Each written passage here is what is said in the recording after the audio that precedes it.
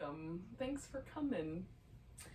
So we're gonna do a little, like a little bit of flow and a little bit of hanging out and a little bit of breathing. As such, we're gonna start in whatever pose you like to start in. So yeah, we're gonna combine these influences of the moon. So we've got the solar influence of the Cancer, which is the sort of nurturing mother archetype, and sort of nurturing ourselves, letting ourselves feel protected and sweet. So that might, like, what's your favorite pose? That's the question. Is child's pose your favorite? Is starting in a seated position your favorite? Do you want to lie down? Any of those things. I'm going to start with a butterfly. A lying down butterfly. So I'm going to put a pillow underneath my legs to make it really, really easygoing and sweet. And I'm going to put a blanket even up underneath my upper back and my head so that it's really cushy. Oh. But you can start anywhere you want. And we'll just come around together. And we'll stay with this pose. We'll do a little bit like a yin kind of quality here at the beginning. So we'll hang out with this pose for a bit, maybe 4 or 5 minutes-ish. Oh. So the moon is in Capricorn until like 10 something tonight, I think. It's 1 o'clock in the morning Pacific time. So I think that's 10 o'clock our time. Maybe it's 11 though. I can't remember. I think it's 3 hours difference, but let me know. So I think that means it's like 10:06 is when the moon is gonna shift out of Capricorn. So for our practice time tonight, Capricorn brings the sort of archetypal father, like disciplinarian, go-getter, steady progress towards a goal vibes. Cancer brings the take care of ourselves, feel everything fully, embrace the sort of strength that comes from really being able to be present and feeling, that strength through vulnerability, we'll call it that. And there's a real yin-yang quality to that. So the sort of yin of Cancer and the yang of Capricorn. So let's see if we can embrace some of that in our practice tonight.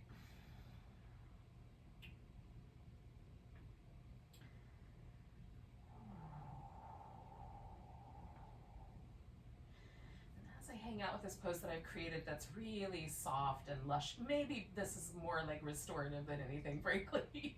It's lovely. I'm also just trying to unwind any tension, any stress, any places where I might be gripping or holding with my muscles, my nervous system.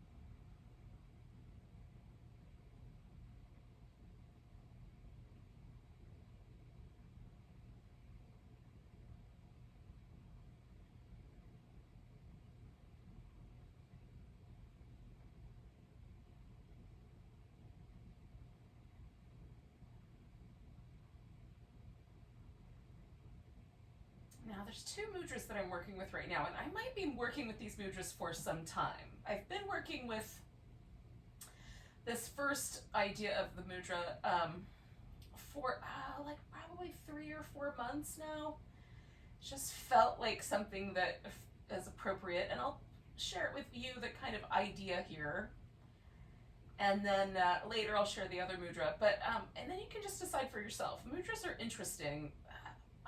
For a long time I would practice just the most simple, like thumb and index finger together, and that was my go-to.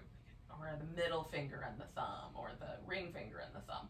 Because those are super simple mudras and they made sense. So I'm starting to get into other mudras. So the mudra of fearlessness, of sort of embracing that we might not know the answers, but we're going to go into situations and be open in the first place, is an open palm extended out. So it might be extended from the waist, it might be extended out like I'm on the floor right now. I'm just sort of intentionally sort of placing some awareness in the palms of my hands, with my fingers outstretched a little bit softly. I'm not holding them rigid.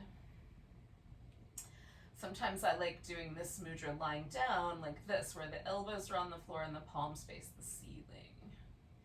And I was introduced to this mudra from Eric Schiffman, who's a lovely yogi from California. I adore him. In any case, I did this in a workshop with him, and I found this really interesting variation on this mudra. So you can try it either way and see if you tune into it a little bit. And this notion of sort of gathering our courage, and like the Capricorn is half goat and half mermaid. Or half fish. I like to think of it as a mermaid. But goats can climb as high, way up high. Mountain goats can climb up on these peaks that seem like there's no way that any creature could possibly walk on them. The rock is so sheer, but they can figure it out. And then, of course, an ocean creature, so can swim all the way to the bottom, bottom of the ocean. Especially this notion of mermaids, right? They live in the deep depths of the ocean where nobody goes. So there's this idea of like no mountain is too high, no ocean is too low, kind of approach to the Capricorn vibe, the Capricorn energy, or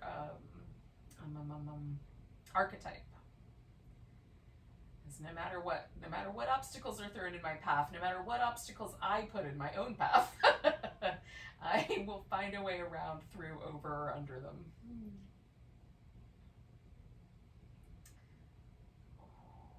So let's do like 4 more breaths here. Maybe just hanging out with that mudra and the breath.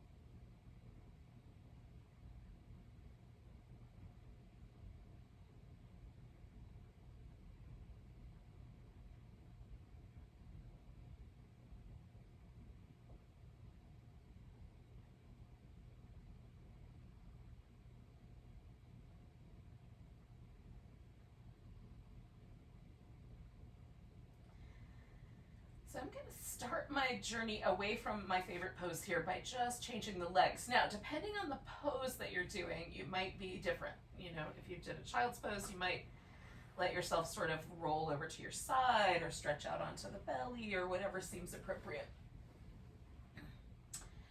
If you have props that you need to get rid of, you can find the way to let yourself get those props kind of out of your way. Now I'm kind of drifting down my mat here a little bit. I want room over my head. So I'm a little close to the furniture here and my stacko blocks. So I'm just going to come on down. So we're going to come to a reclining position with the feet in what's called constructive rest. So the notion is that this setup allows the hip flexor to release as deeply into the body as possible. So the area in the body where we find the earth element, which Capricorn represents the earth element, it's an earth sign, and then Cancer is the water sign. So we'll get to water in a little while. But the earth element is represented by the, in the body by, you might consider like the bones or the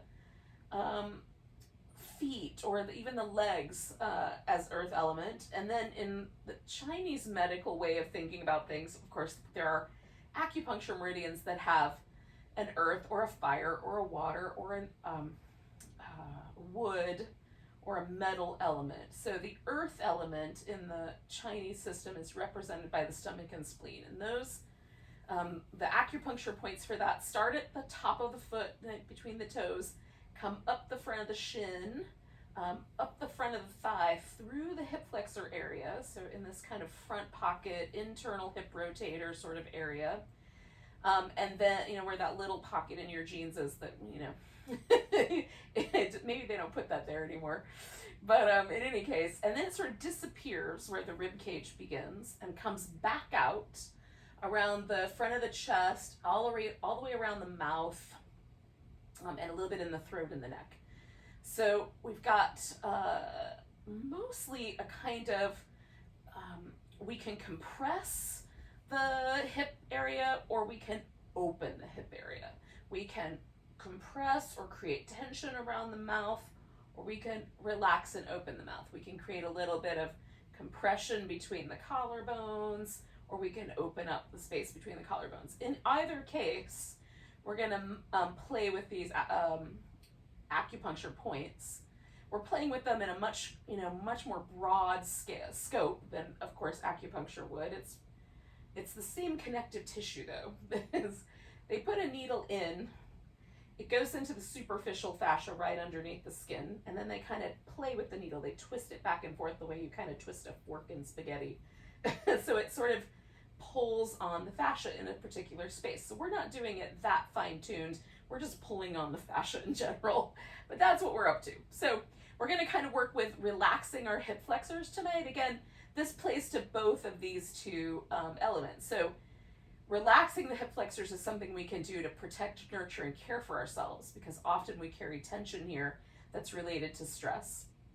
And then working with opening that space kind of takes us into the earth element of the body and this sort of sense of stability, protection, strength. All right, so we're going to start with just a really simple movement. We're going to pick the toes up on one foot and see if we can glide the leg out. Now I'm going to extend my arms overhead and stretch the whole length of my body. Particularly, I'm working on the right side, so I'm going to stretch that right arm first, and then I'm going to glide that leg to the best of my ability back. Sometimes I have to jump over the little edge of my mat there. I'm softening through my arms, so I'm just bending out at the elbow, and then I'm going to do the same thing on the other side. So I'm going to take that left foot, lift it up, stretch it out, and then stretch out through my left arm. I might do both arms. I don't know. I'm going to play with one at a time and then mess with it. And then I'm going to glide that leg back as best I can and relax. So we're really softening through the hip in the moment that we're relaxing that leg. So let's do it again. Stretch out through the right one. Reach that whole right side. Soften everything as I glide back and relax. Left one. Stretch out. Come back. And then we'll do it again. Right side one more time with the toes just pointing straight up here. Coming back. And then the left.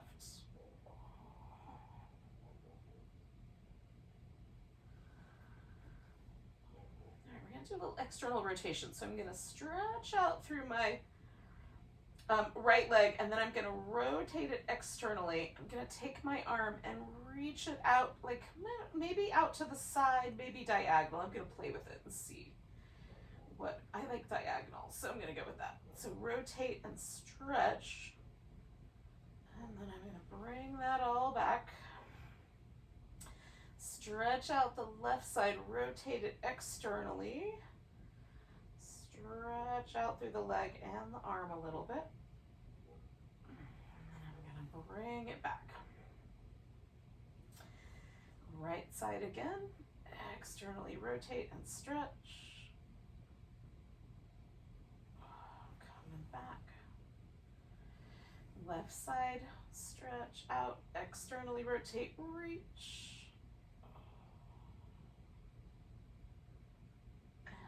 Back. Do that one more time. Right side. Stretch out.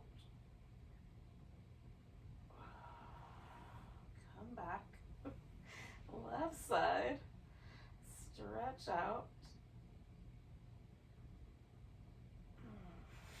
Come back. All right, so we got one more little setup to go. So keeping my arms soft to start with, I'm gonna stretch my leg out right side first and then internally rotate.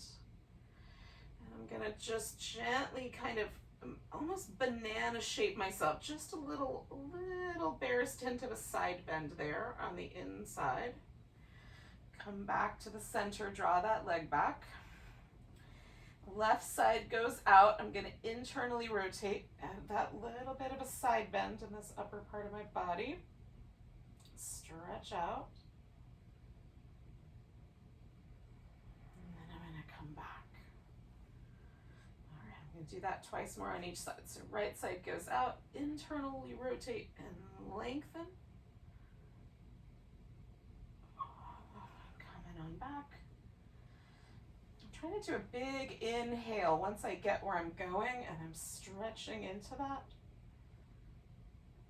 Take a nice big breath and then let the exhale sort of pull me back together. Last one. Stretching out, internally rotating, reaching out. And on my right side, I can really feel that way down deep in my inner back. It's a little softer on my left side for me.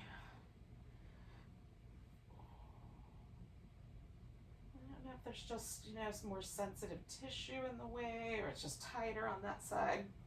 Hard to say. All right, I'm going to bring my arms down and give myself a little, just a little rinse out, a little back and forth.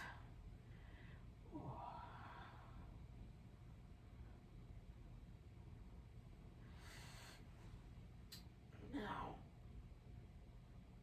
I'm going to find my way to a seat.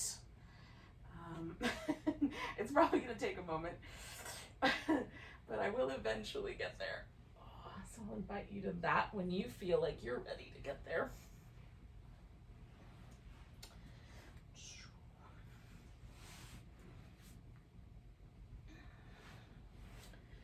All right. I'm going to get my hair in a ponytail so it'll be out of my face, and then I'll return. Okay. So we're going to play with the throat and the mouth a little bit. Now, I don't remember where the spleen meridian winds up in the face. I'll have to look it up. But the stomach meridian has little tiny points all the way around the mouth, like all around the edges of the lips or just to the outside of that. So we're going to try to let the mouth get really soft and relaxed. And we'll drop the chin forward and then take the chin up, right? So however much it makes sense to do that, just drop the chin forward and take it up. And sit comfortably. If you want a cushion, add that. I'm trying to notice how my body wants to respond with this motion. So sometimes I find as I move my chin forward, my back wants to continue the flexing. So I'm trying to keep that out of it for now. Okay, I'm going to drop my chin forward. For me, the back side of my neck feels a little more tight, a little more sensitive than the front side. So I'm going to do the back side first. If you want to do the front side first, that's cool. You can do that too. So with my chin folding forward, I'm just going to take both my shoulders and rotate them forward and then rotate them back. So I'm going to, kind of make a little more space and then a little less space. So rotate them forward and rotate them back.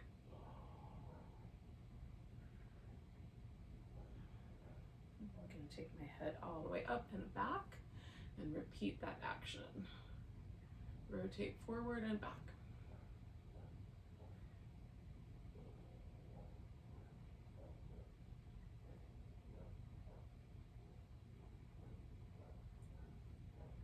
All right, now I'm going to drop my chin forward again, and I'm going to elevate my shoulder blades, just lift them straight up and pull them straight down. Try to keep my chin as low as it's willing to go, which right now is a little ways away from my breastbone, but not far. Lower. So just lift them up Lower him down. Okay, I'm going to flip my head up, let it fall backward a little bit. Do the same thing. Lift up and pull down. Up and down. Feels like I'm wearing a sweater or providing a shelf for my head to rest on. Shoulders come all the way up and down. I'm going to do that one more time. I'm going to come back to the middle. All right, last movement. I'm going to drop my chin forward. I'm going to protract my shoulder blades, bring them out as far to the sides as I can, and then retract them. Draw them in towards each other. Protract them out. Retract them in. Protract out. Retract in. One more time.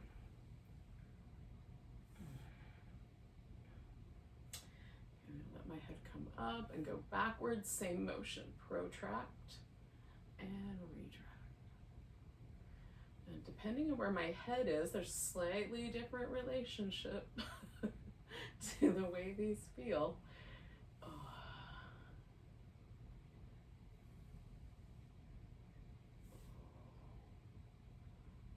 Last one. I'm going to come up and we're going to open the mouth as wide as you can and stick your tongue all the way out. And then we're going to squeeze your mouth into a teeny tiny, like really disapproving. I just tasted the most sour lemon I can possibly imagine. And then big and really sour. Big, tight. One more.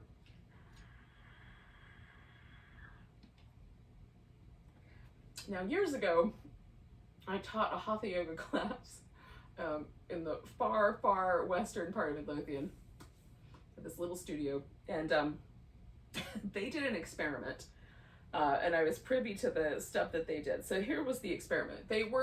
We've all been told, or we had been told at the time, that that lion's face, sticking your tongue out as far as you can, opening your mouth as wide as possible, breathing out, maybe even making a growling sound in the throat, would aid in snoring reduction. So if you snore, it will help with that. So they did an experiment. And for 30 days, in the morning and at night, they did like 30 seconds to a minute of lion's face. It was partners, husband and wife partners, that did this little experiment. And most of them reported that it didn't necessarily eliminate snoring, but it was very advantageous. It lessened the amount and loudness of the snoring that the partners that were, accused of being the snorers did. So if that sounds interesting to you, you can put that little nugget in your back pocket and take it with you. Now, years later, fast forward like 12 years, and I was doing lion's face in a class, and a speech pathologist who was in the class told me that actually there is some potentially truth to that, but it also may help with TMJ, because often the reason that we hold tension in the jaw is because actually the tongue muscles are really tight. So the back of the tongue gets tight and it won't sit in the mouth properly. And so it inhibits, it creates problems for breathing. And that's where the snoring kind of comes in, is because the tongue doesn't have the right placement, so it kind of blocks the air passages. And with TMJ, what happens is the jaw muscles try to tighten up to control the tongue and keep it in the mouth properly. So you get chronically tight jaws. So any of that means anything to you, you might throw that in your back pocket. It's kind of a nice little, I'm really curious about that and the acupuncture meridians for the stomach and how there's any kind of interplay between those things. For me, I find myself tightening up my mouth and my jaw when I'm trying to control the universe. So that's that. It's purely an emotional situation, but related to the earth element anyway. All right, so let's do some cats. Whether you do these kneeling or seated is up to you. I'm gonna do them kneeling.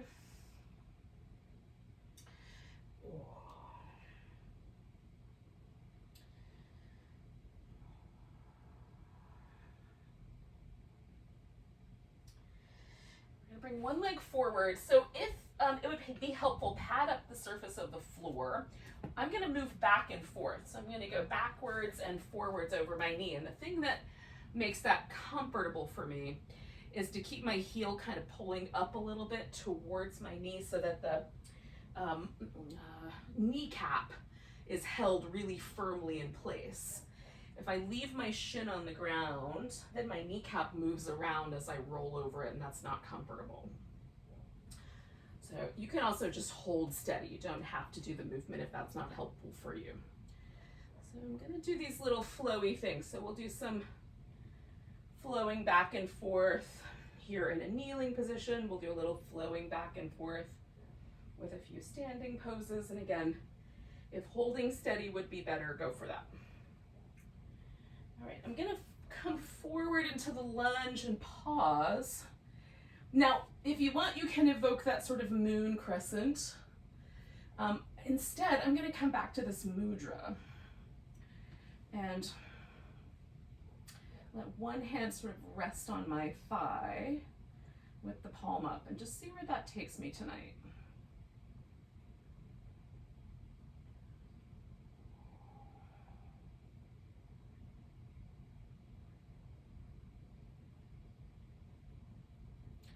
Of all the elements in the Hatha Yoga Pradipika, asana represents like not even 10%, maybe 5% of the entire document, the entire book. It's really an assembly of a bunch of other texts, is what the Hatha Yoga Pradipika it represents. It's a bunch of texts from probably, over 100 years, maybe even more, kind of assembled together. But mudras actually feature way more prominently than asana does, which I think is really interesting. All right, so I'm sending my hips back, and now I'm going to fold over this front leg.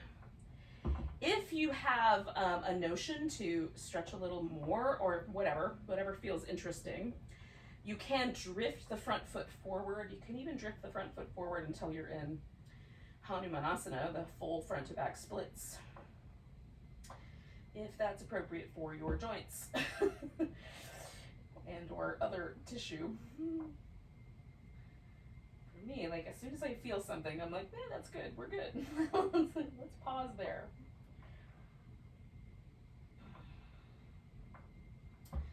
Sometimes I think the Western cultural notion of things is more is always better, and I don't think it actually is. So I'm gonna come out of that side, give that leg a little shimmy. Come down onto my elbows, so I've got that sort of one-legged dolphin situation here. I'll come back. Oh. I'm going to repeat some of the cat-cows here on my knees and elbows.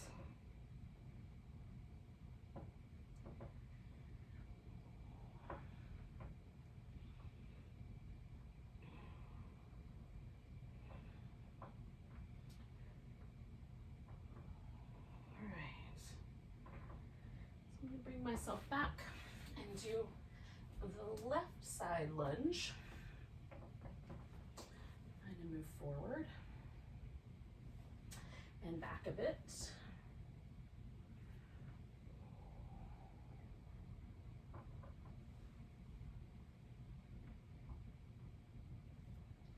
As I'm moving forward and back, I'm just trying to feel like where's the actual edge of a pose?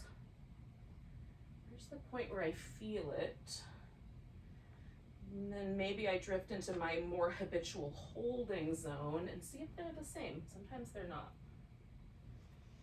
All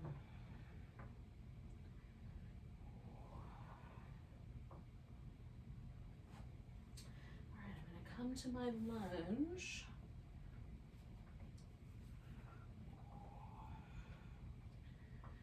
Take that mudra. See where it lands me.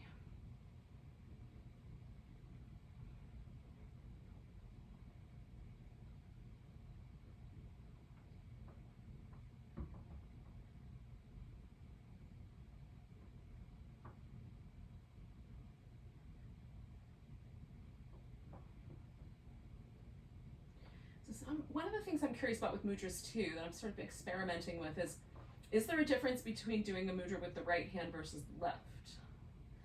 Right? So if there is, and there is usually for me, there is a difference. Some mudras that both hands are doing it at the same time. So clearly not those. but the mudras that are one-handed, is there a difference between just doing the right side, just doing the left, or doing both? And then, you know, I don't have any conclusions yet. I'm still experimenting. But it's something maybe, you know, if you're interested in really subtle practice, mudras are really interesting to me in that realm. They're very subtle. Can I sit with them long enough, you know, not get bored, stay curious, and then do a little kind of writing down of what I conclude, and then compare that over time. All right, so now I'm gonna transition back into my little kneeling dolphin, one-legged dolphin here. I'm not sure what to call this. Oh. Now I'm going to do the opposite with this set of cat-cows. I'm going to come up onto a set of blocks with my hands. So last round I did elbows on the floor. This round I'm doing slightly elevated. This is a good way too to play with poses you already know and bring that sort of fresh insight into them.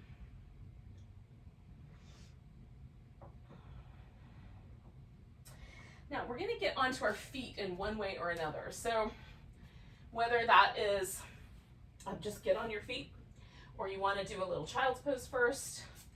I'm going to, you know, maybe a squat sounds really good to you right now. I'm going to do a little bit of down dog. Wander around in that pose for a little bit. And then I'm going to wander my way into a forward bend, a nice wide angle forward bend. And I'll talk you through that. But if you would rather do your own thing, carry on. And we'll meet up. We'll meet up in a standing mountain pose or some version of that. So I'm just going to play with this dog for a few moments, some little cat dogs. Wandering in place. Some squatty dog. Oh.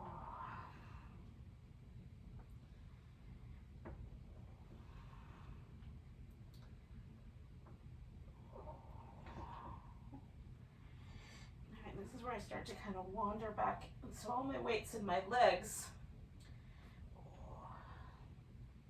And right now I'm just shifting back and forth, one leg bent, one leg straightens. Letting my torso just drape over.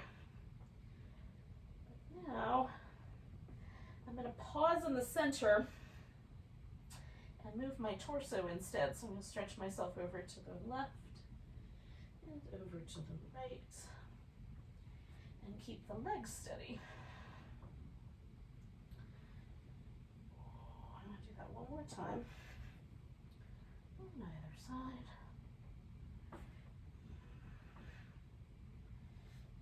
Back to the middle and find my way up to a standing position. I'll shake off. All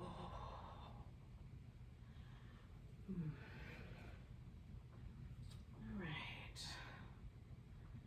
Pick a spot on your mat to just pause. So it doesn't have to be a version of mountain pose that you already know, right? Maybe reinvent mountain pose. So I have some thoughts about this. Because mountain is not a translation, really. One of the translations for this pose, or the Sanskrit for the pose, is samastitihi, which is more like standing equally. And I like that a lot. I'm not opposed to the notion of a mountain. I'm a big fan of mountains. But then we might also consider like what other things stand tall, trees, or tree has already has a connotation or an association. It can be a standing stone, a monolith,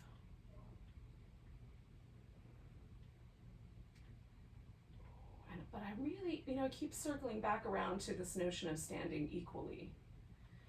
I mean, the most simple idea is equally on the left and right sides. But what if we broaden that out and think about it more in terms of instead of being an obstruction, instead it's an invitation. All right. Take a nice big breath when you're ready. Give yourself a stretch. I'm going to grab my right wrist and just give myself a little pull over to the left. Coming back, I'm going to pick up my left foot and step myself out to a wide angle. Toes pointing out a little bit. So I'm going to take a wide squat. You can do anything you want with your arms. You want to pull them down, you can pull them down. There's a Qigong practice where we come down and punch, which is supposed to help us develop courage. Maybe you feel a little more, Kali Ma right now. Extend the tongue. Invite yourself to a little more of that earthy energy. All right, one more. Straightening the legs, we're going to turn. I'm turning to my right side first just because that's where I went, but habit most likely. Do a little triangle.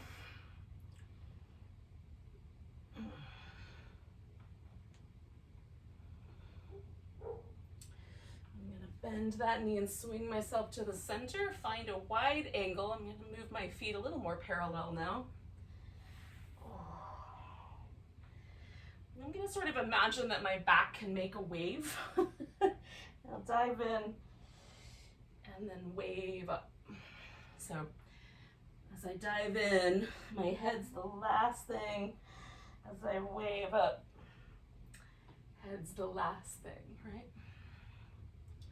Creating a little, as best a wave pattern as I can make with my spine. One more time, diving in. I'm gonna wave up, turn my feet the other direction. Find my triangle.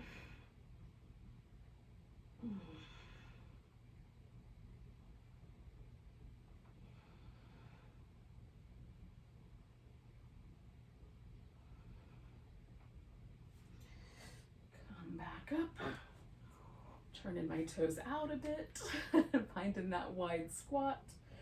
Woo, or maybe a little wobbliness, as the case may be.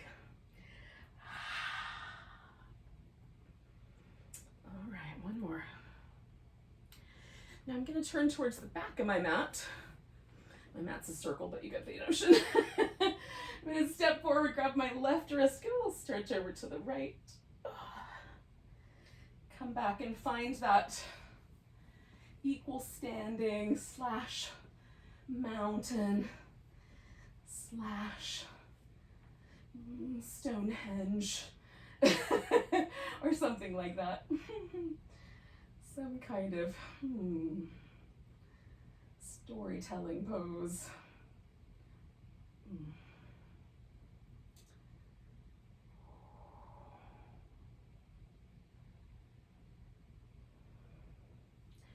Nice big breath, lifting up. Grabbing the right wrist, let's stretch over to my left. Picking up the left foot, stepping out wide angle. And again, I'm going to turn my toes so I can do a little bit of a squat. Now I'm going to take my squat almost like a sumo wrestler and just kind of waddle it back and forth as is appropriate for your knees. I'm going to come back up. I started with my right last time. I'm going to go to the right again, triangle pose.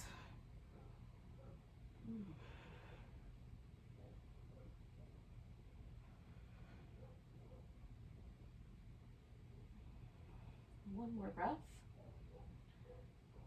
And then I'm going to swing this around.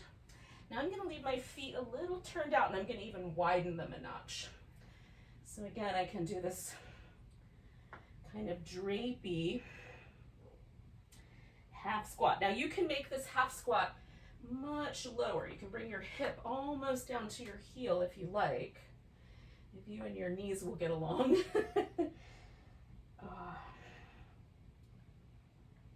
One more time to the center. And then I'm going to take myself around to my triangle on the other side.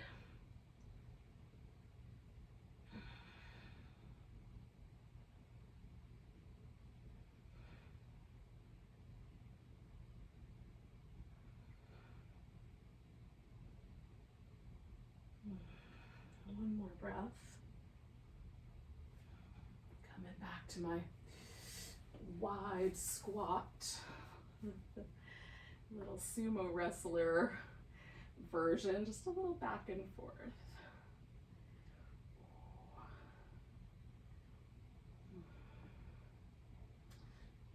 And then I'm going to step myself to the top of my mat.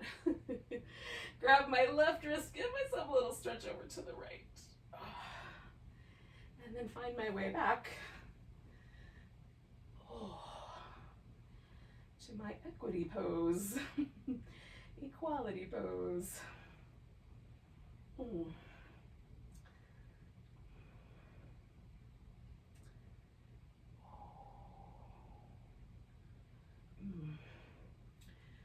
take a nice big breath. Exhale and fold. Now I'm going to step back through down dog. Take myself to child's pose. And then from there I'm going to do a seated hip opener.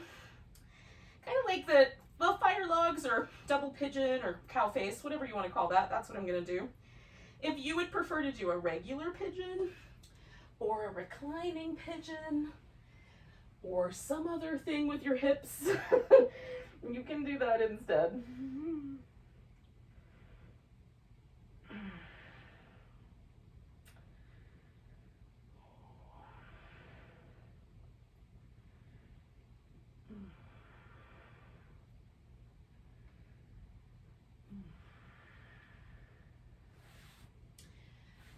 So you could come into a pigeon with one leg forward, or you can like follow along. I'm just going to take a seat. And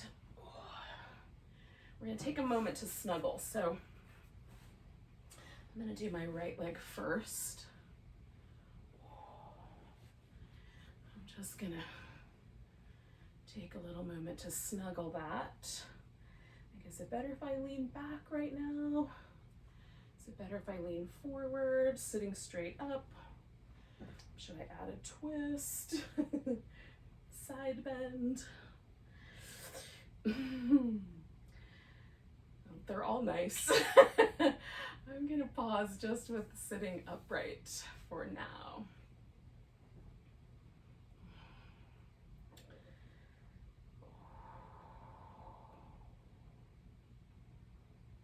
Some people, our hips just fit better if we bring the knees towards the midline. So you want to do whatever version works better. For my knees, having this 90-degree angle works better, but sometimes like having the 90-degree angle in the pigeon is really intense.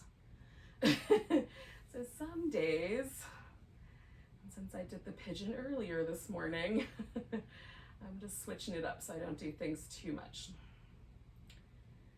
Sometimes too much repetition is the issue. It's all about dosage, friends.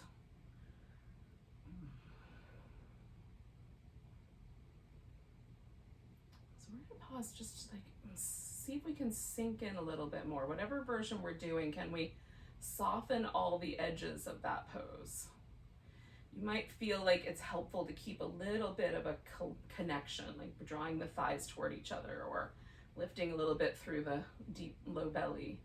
And that's fine if it's intentional. For me, often it's not intentional. It's just habitual tension, habitual squeezing that I'm doing with my muscles.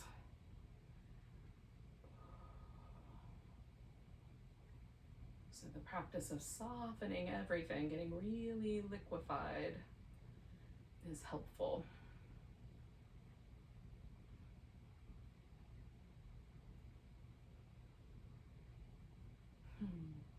And I mean that in the metaphoric sense, not literal, just, heads up.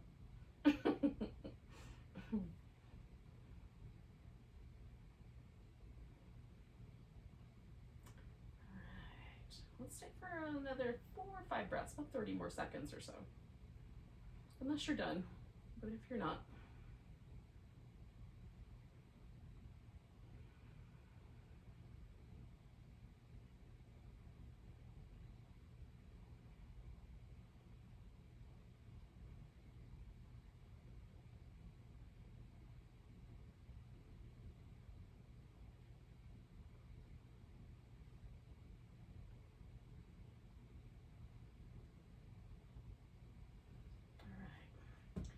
Now, I'm going to take this leg off the top and give it a little shimmy. If you're in the regular version of a swan or pigeon, you can maybe bring that back leg around, and we'll all kind of wind up here together in a seat. Just take a moment and feel. Now, the water element in the body lives in this inner chamber right in here, and then all the way up the whole back of the body, kidneys and bladder meridian. And so kind of this little inner knee area can be really sensitive. There's a spot right here on the sole of the foot. So the big mound of your big toe and the knuckle of the second toe, right in between them is a little spot where there's a lifting. And that is the kidney point called the bubbling spring, which is how we, it's sort of like the sensitive spot when we touch onto the electromagnetic field of the earth. At least this is the notion. Earth chi. All right. Now, if you're not ready to do your other side, don't do your other side yet. Take a few moments, do something else. A little down dog, a little child's pose, whatever might be appropriate. And then when you are ready, snuggle in.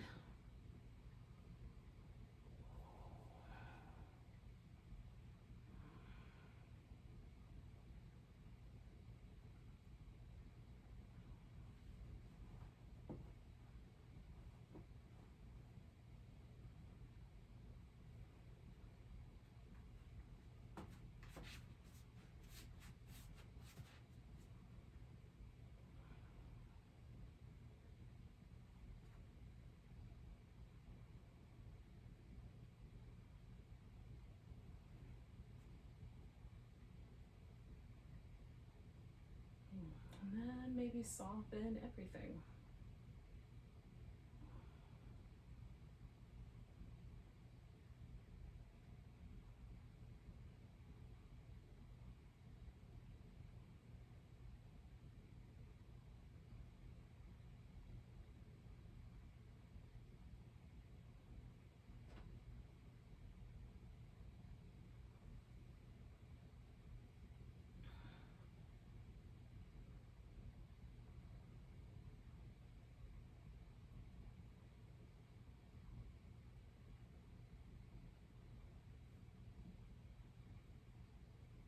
Stay for another 30 seconds-ish. This is one of the poses where I sometimes start to feel like just a little bit of a sort of, tingle is the wrong word, but just like a slightly more alive sensation to the edges of my lips. I think it has to do with the way I'm compressing something right in this area, but I don't know for sure. But it's interesting. All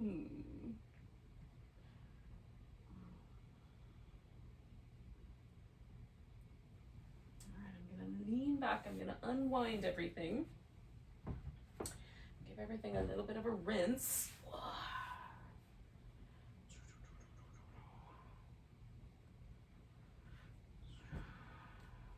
Now, there's a couple possibilities for what might be like the last little sequence of poses. I am going to do a little half frog on either side. This is going to be a prone frog where I lay on my belly and I take one leg out to the side, hang out, and my forehead resting on my arms, probably a pillow or a blanket will be involved. And then I'll straighten that leg out, and then I'm going to do the other leg. So that's possibility number one, and that's going to get into the deep groins. If that's not appropriate for whatever reason, maybe even laying on your belly is too much pressure on the back, you could do a little dragonfly kind of movement instead. Well, maybe there's a little side bend or a little bit of a forward bend. It will be a little bit closer to the knee end of this adductor region as opposed to up near the groin, but it's still gonna be good. You can do a full frog if you're feeling super sassy about life, and do both legs at the same time. I will let you work that out. I'm gonna start with some little windshield wipers here. Oh. And then I'm gonna pick a leg. I'm gonna start with my left and put that out like a little frog flipper. Oh. And I sometimes like to stay propped up on my elbow, but to make it softer, I will let myself rest on a pillow or a little blanket or both. Oh. Now I'm just saying, like, how level can my hips be? For some of us, because of the shape of our joints, it's going to be better to sort of lean into one side a little bit, so the pelvis will sort of lean towards the straighter leg, as opposed to trying to level the hips. This is not a super strong pose for me, to be frank. This is an easygoing pose for my body, but that is not true for everyone. So I'm doing it as a pose that feels nurturing to me. So if this feels like torture to you, another pose might be the better option.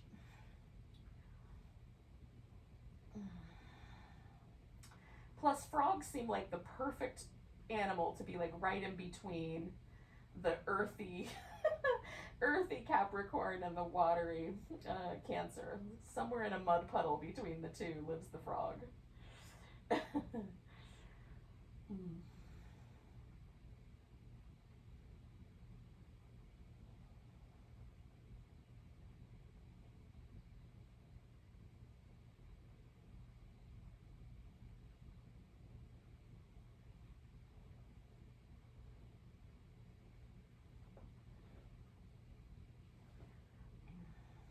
Do about 4 more breaths on this side.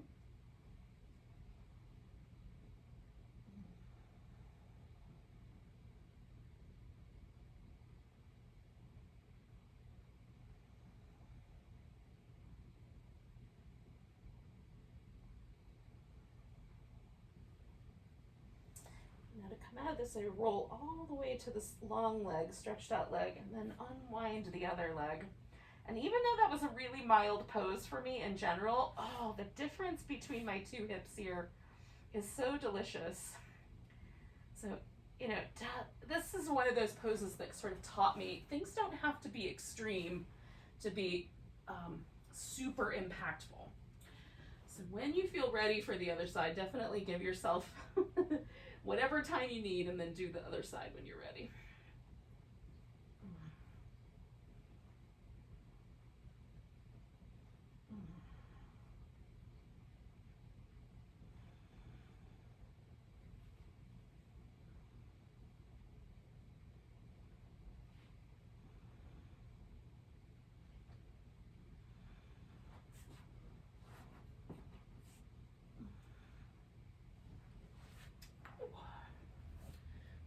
Perceiving all this discomfort, and it's just fabric.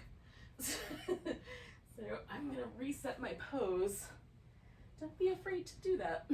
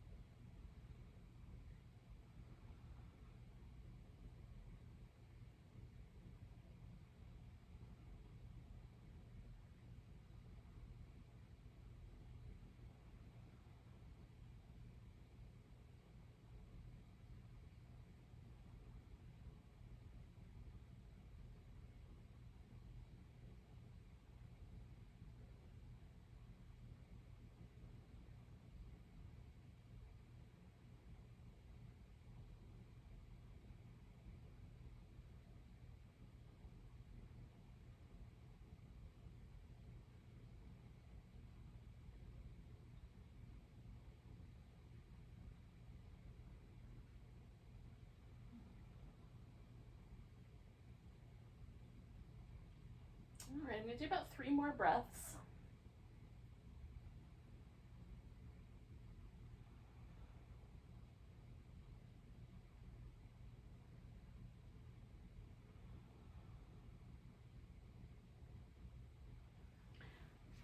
I'm going to roll and straighten that leg out and take just a moment.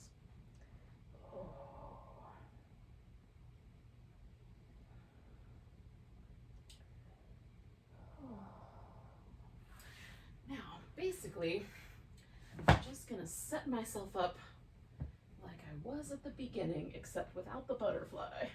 So, a nice cushy blanket for my upper back and my head.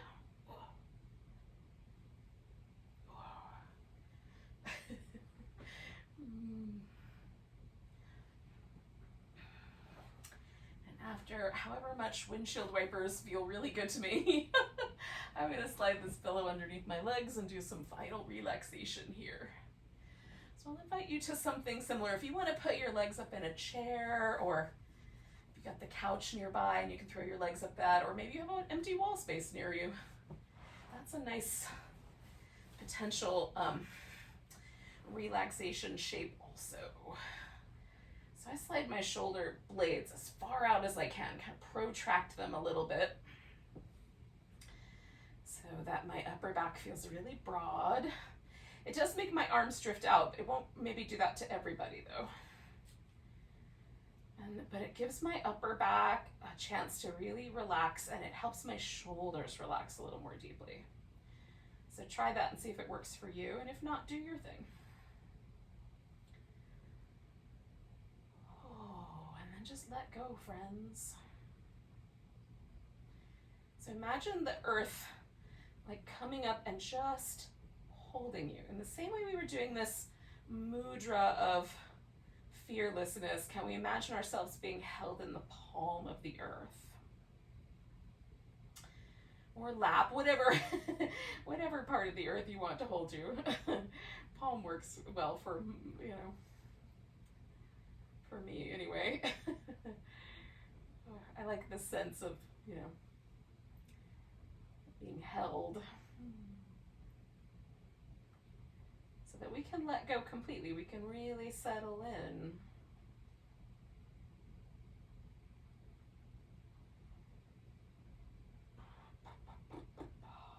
Relax all around the mouth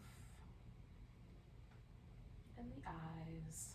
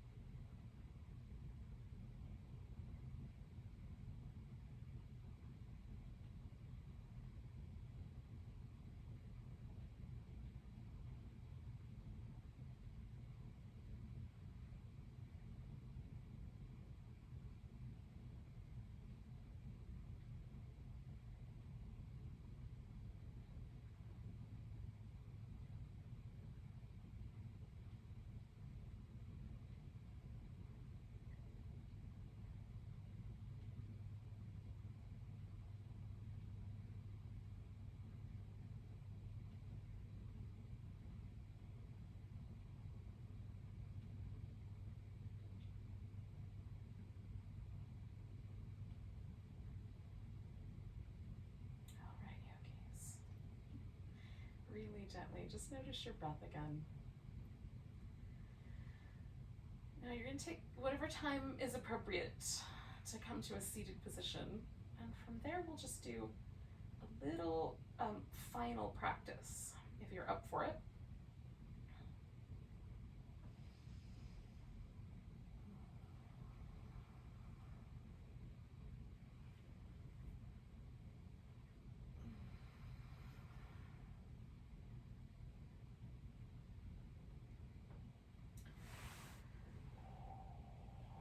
So you want to sit in whatever way is kind of a comfortable seat. So if you want to sit on a cushion or you want to kneel on your heels, you can do any comfortable seating position.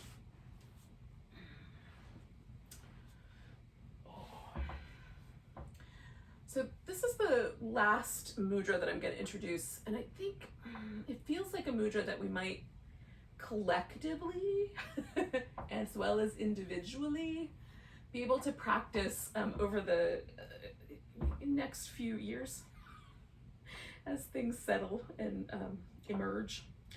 So this is the Yoni Mudra. Now the Yoni Mudra can be done a couple different ways. The most formal way to do that is to take your 3 littler fingers and curl them in and then place the knuckles on top of each other. And then the index fingers and the thumbs touch to make what is essentially a representation of girly bits, right? Now, you can also just put all the fingertips and then the thumb together and make a little diamond shape. So whichever one of those sort of feels better to you. I like the one where the knuckles touch. It just gives me a kind of more grounded or rooted sense. And then the other thing we're going to do is what's called Mulabanda. Now, Mulabanda is usually translated as root lock, but that is the translation. But for me, what is happening in the female body, because I think it's different for women than it is for men. So Mulabanda for men is usually described as being a lifting of the perineum, and there's usually kind of a tightening around the everything that happens. Urethra, anus, like all that stuff gets a little tighter. I don't think that's where it is for women. I've been working with this for about 15 years, and I think that Mulabanda occurs at the cervix for women. So there's no tightening in the, like anywhere in that pelvic, like floor, perineum area. Instead, there's going to be a little bit of a sort of sensitivity or lifting at the cervix. Now, if you have never tried to feel your cervix before, it will take some time. It's also possible that I'm making this all up in my head, and I'm not actually feeling it, I just think I am, but I'm willing to go along with that. Okay, so if you can kind of find this sort of sense of your cervix, and the more you befriend this, I think the better, because the cervix really is where we control what happens in the womb, right? So we control who gets access, we control who leaves. Like the cervix is the gateway. And so it's, I think, an important gateway for both physically in a female body, but also energetically, like emotionally. I think there's some innervation there that's really deeply wound into our parasympathetic nervous system. When women feel relaxed, the cervix is much easier for it to dilate so that you can give birth. So I feel like I'm on a track here. I'm not totally out of left field, although I might be. So find this Yoni Mudra. Find this notion of just a little, like just barely perceptible lifting at the cervix. Or just imagine that you can do it.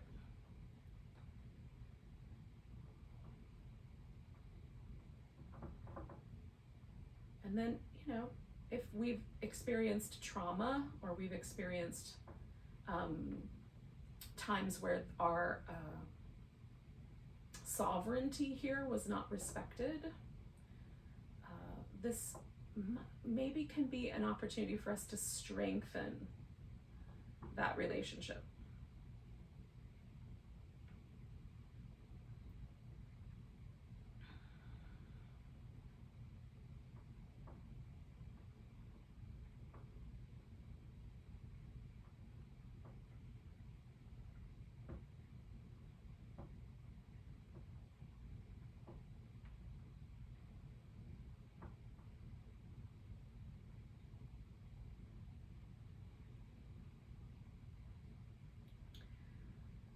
for tonight, let's just release that for now. And again, this is kind of that a little notion, a little nod to the Cancerian nurturing mother that is also the protective shell, right? And as we go into time right now in the life of women around the world, maybe this little really subtle practice might give us some sense of stability, determination, those qualities that we need to move forward that are brought by the Capricorn. So thanks for joining me for some full moon yoga. Let's take a nice big breath together. And a big sigh. Namaste, lovely friends.